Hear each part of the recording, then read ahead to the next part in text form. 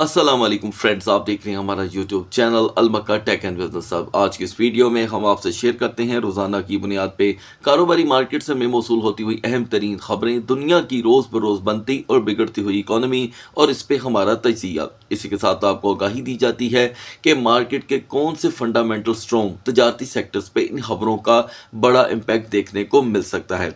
तो दोस्तों, गुज़िश्ता हफ्ता यहाँ पर अपने अख्ताम पर पहुँचा और साथ साथ बड़े बड़े तजारती सेक्टर्स को यहाँ पर लगा कर गया है वो धचका, सिवाय एक ऐसे सेक्टर के जो इन हालात में जब जोग्राफियाई टेंशन्स बढ़ती हैं तो सबसे पहले वो अपने आसाब छोड़ देता है। लेकिन अब की बार आपको देखने को नहीं मिल रहा, इवन कि हमें ये सेंटिमेंट सुनने और देखने को मिल रहे हैं कि वो मार्केट जो सबसे पहले अपने आसाब को छोड़ती है उसका यहाँ पर बुल सीजन स्टार्ट हो रहा है। क्या इसमें कोई सच्चाई है भी कि नहीं, इस पे हम रोशनी डालने की कोशिश करेंगे खबरों की यहाँ पर एविडेंस के साथ कि क्या वो खबरें इनको मज़ीद यहाँ पर एनर्जी दे सकेंगी, क्योंकि CPI, jobless claim, GDP growth rate सारा कुछ मार्केट में आ चुका है।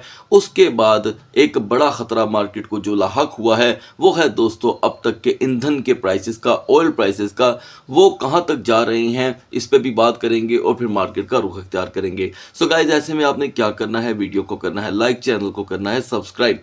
अगर आप चाहते हैं कि आने वाले दिनों में आपसे हमारी किसी भी अहम वीडियो का नोटिफिकेशन मिस ना हो तो बेल आइकन के बटन के साथ साथ ऑल के बटन को भी क्लिक कर दीजिएगा। इसके साथ अगर आप वेरीफाइड न्यूज़ आज के दौर में हासिल करना चाहते हैं तो आप हमारा व्हाट्सएप चैनल ज्वाइन कर सकते हैं, जिसका लिंक वीडियो के डिस्क्रिप्शन में होगा। किसी भी वक्त आपसे कोई खबर इंशाल्लाह दूर ना होगी, क्योंकि हर खबर हम आपके साथ वेरिफिकेशन के बाद शेयर करने की एक कोशिश करते हैं, हमारी टीम हम सब मिलके, ताकि ऑडियंस को सही खबर वक्त पे पहुंचे। एनीवे दोस्तों, जो गुज़िश्ता हफ्ता गुजरा है उसमें कुछ रोशनी डालना चाहता हूं।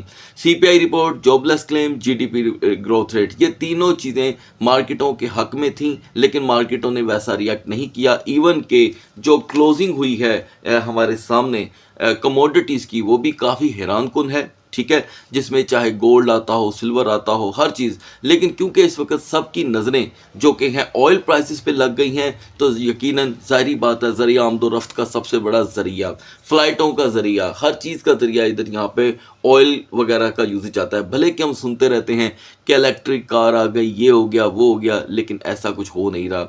एनीवे, क्लोजिंग के वक्त हमें पता चलता है दोस्तों कि ईटीएफ जो है वो फ्लो थोड़ा सा बढ़ता हुआ दिखाई दिया गया, इसलिए उसकी एक वजह बड़ी बनती है जिससे बीटीसी ने अपने रूटीन लेवल को जो है थोड़ा बहुत यहाँ पर प्रोटेक्ट करके रखा। लेकिन खदशात यहाँ पे ख़त्म नहीं होते, क्योंकि ऑयल प्राइसेस दोस्तों पिछले एक लंबे अरसे की, या यूँ समझ लें कि जब आखिरी बार पैंडेमिक वगैरह शगैरह आए थे तो उस वक़्त जो सूरत हाल चेंजिंग आई थी, उसके बाद अब जाकर ये चीज़ें देखने को मिल रही हैं। तो ये काफ़ी ज़्यादा हैरानकुन है, क्योंकि ये जो जोग्राफियाई टेंशन है ये बढ़ती चली जा रही है।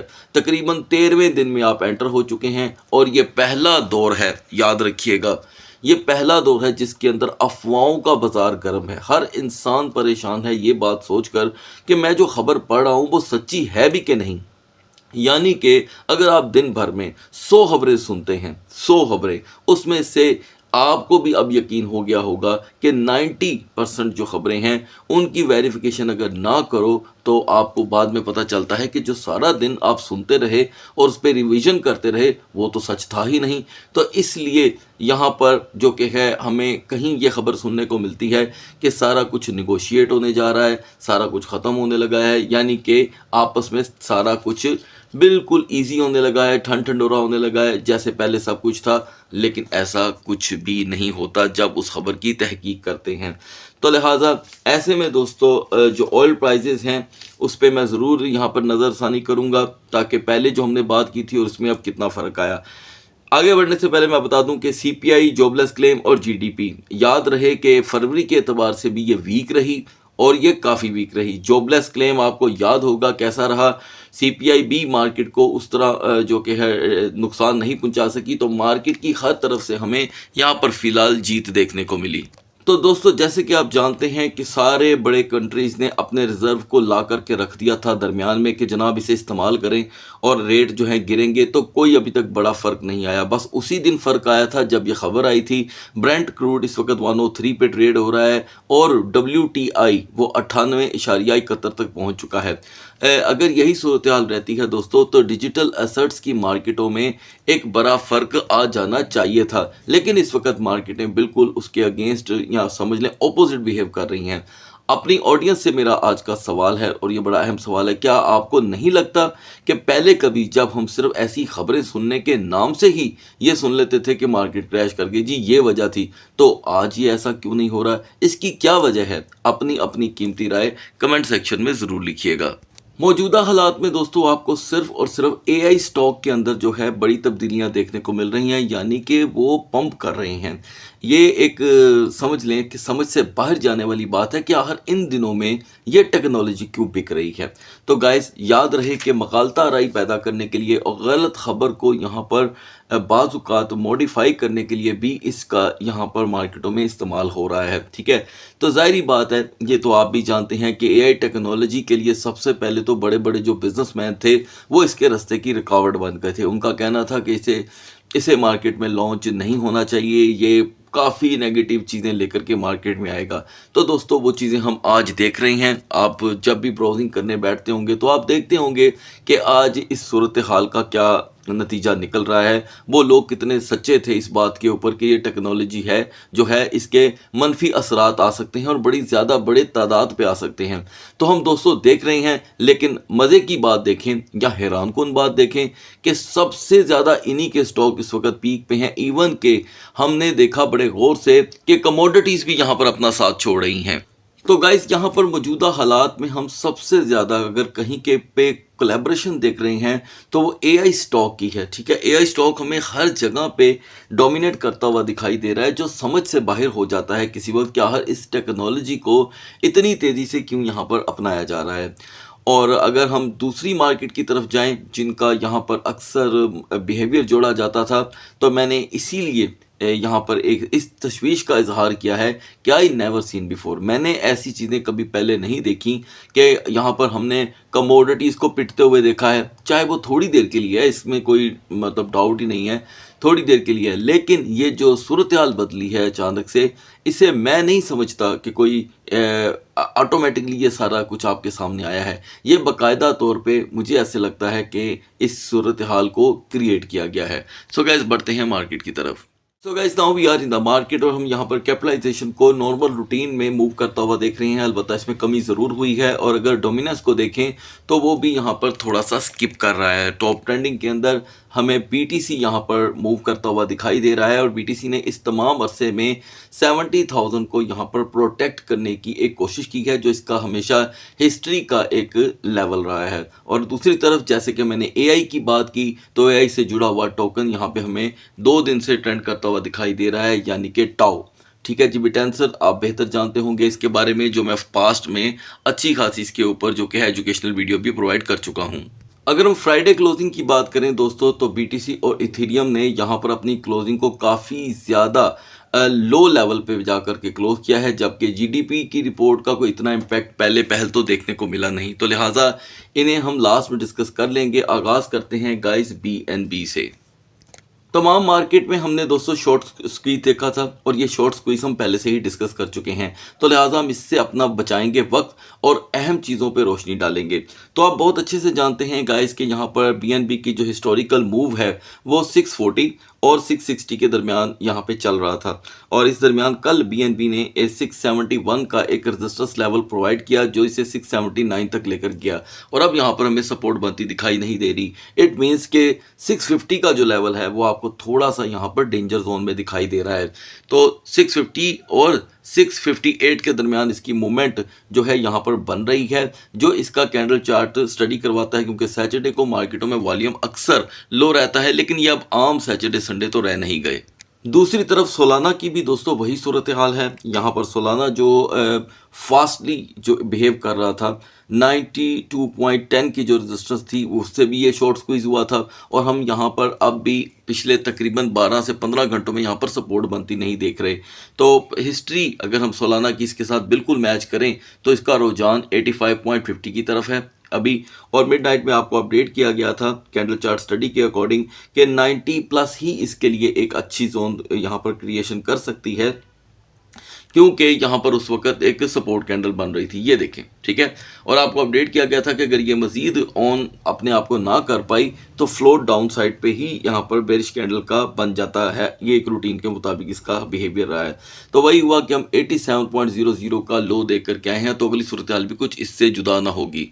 एडीए ने यहाँ पर एक बार भी दोस्तों सपोर्ट नहीं बनाई। अभी आपने देखा कि बीएनबी के कैंडल चार्ट पे और सोलाना के कैंडल चार्ट पे सपोर्ट तो थी, लेकिन यहाँ पर एडीए विदाउट सपोर्ट फॉल कर रहा है। किसी भी एक लम्हे में भी 4 आवर के कैंडल चार्ट के यहाँ पर कोई सपोर्ट ना थी। तो इसकी जो सपोर्टिंग जोन थी उस वक्त वो 0.2650 की थी। तो लिहाजा गाइस इसने ना तो अपनी रेजिस्टेंस को यहाँ पर प्रोटेक्ट किया और ना ही सपोर्ट को, और अब तक का ये एक बड़ा लो लेकर के आ रहा है। तो मुझे उम्मीद है कि आपने मिडनाइट से कुछ ना कुछ यहाँ पर सीखा होगा जब ये 0.2675 पे था। अभी भी यहाँ पर अगर हम 0.2605 को यहाँ पर सपोर्ट की शक्ल में नहीं देखते तो इसके लिए मसाइल पैदा हो जाएंगे, लेकिन सपोर्ट के पहले 2 आवर्स दोबारा एडीए को 0.2640 तक लेकर के आने की ताकत रखते हैं। और दूसरी तरफ यहाँ पे दोस्तों बीसीएच तेज़ी से अपने पुराने लेवल्स पे आ गया है। हालांकि बीसीएच को आप जानते हैं कि उसने इस मार्केट में डोमिनेट किया था, अब वो डोमिनेशन जो थी वो बिल्कुल यहाँ पर पुराने लेवल की तरफ जा रही है, ये देखें, ठीक है। यानी कि 450 और 452, और यही चीज़ आपको मिडनाइट में भी अपडेट की गई थी। तो यहाँ हम देख रहे हैं कि बीसीएच अभी तक 456 से थोड़ा सा बाउंस लेने में कामयाब हुआ है, तो रुझान यहाँ पर सपोर्ट बनने का देखने को मिल नहीं रहा। लिहाजा 450 और 459 के दरमियान रोटेशन देखी जा सकती है। जी कैश दोस्तों यहाँ पर जिसे हम जिक कह के पुकारते हैं ZEC, वो 230 से यहाँ पर रिवर्सल लेने के बाद कहीं पर भी अपनी सपोर्ट बनाने में अगर कामयाब हुआ था तो वो लेवल 210 था। आप यहाँ पर इसे बाकायदा तौर पे आराम से स्टडी कर सकते हैं, ठीक है, ये देखें। और उसके बाद से लेके अब हम 210 को ब्रेक कर चुके हैं, यानी कि 201 तक इसकी सपोर्ट यहाँ पर देखने को मिल सकती है, जिसके बाद अगर बाउंस बनता भी है तो वो 209 2010 तक का है। मिडनाइट में यहाँ पर टाओ को लेकर कुछ व्यूवर्स के लिए अपडेट प्रोवाइड की गई थी, और उसकी सपोर्ट जो थी दोस्तों वो 230 की देखी गई थी, ठीक है। और क्योंकि ये नए लेवल से रिजेक्ट हुआ था और 230 ही इसकी सपोर्ट ने इसको संभाल के रखा, और 246 से ये फिर रिजेक्ट हुआ है। तो यहाँ पर टाओ को एक हिमायत हासिल हो रही है, वो 230 की है, लेकिन ये अपर जोन है। याद रहे कि अपर जोन और लोअर जोन में बड़ा फ़र्क है। लोअर जोन में टाओ जो है वो 200 को अपनी सपोर्ट कंसीडर कर रहा था। अपर जोन में हम यहाँ पर देख रहे हैं कि टाओ ज़्यादातर अपने आप को 230 पे थमाए बैठा हुआ है। तो अगले जो मोमेंट्स होंगे, आने वाले जो 4 आवर्स की कैंडल के होंगे वो बड़े अहम होंगे, क्योंकि यहाँ पर एक बुलिश कैंडल जो है वो अब एक्सपायर होने को है। सो गाइस बढ़ते हैं बीटीसी और इथेरियम के कैंडल चार्ट की तरफ। Now we are on the chart of BTC दोस्तों, और बीटीसी यहाँ पर फिर से अपने पुराने ट्रेंड को पूरी तरह फॉलो कर रहा है, यानी कि उसमें रत्ती भर फर्क नहीं है। हम अपने इस शॉर्ट स्क्वीज के बाद मुसलसल जो कि है यहाँ पर कहीं भी अगर सपोर्ट बनती देख रहे थे तो वो 71,000 का लेवल था। तो आप बहुत अच्छे से जानते हैं कि इसकी यूनिवर्सल सपोर्ट अभी भी 65,000 ही है, ठीक है। और ये इसकी हिस्ट्री बताती है, ये देखें। हिस्ट्री को मैं साथ साथ इसलिए लेके चल रहा हूँ कि आप इसके और अपनी एजुकेशन जो है वो इम्प्रूव करें और ख़ुद भी सीखें। ये देखें, ये पूरे चार्ट के ऊपर सबसे अहमियत के हामिल लेवल है, और दूसरा लेवल ये है, ये देखिए 68 का। तो आज मार्केट ने जब बाउंस लिया तो बहुत ही करीब से लिया, 70,316।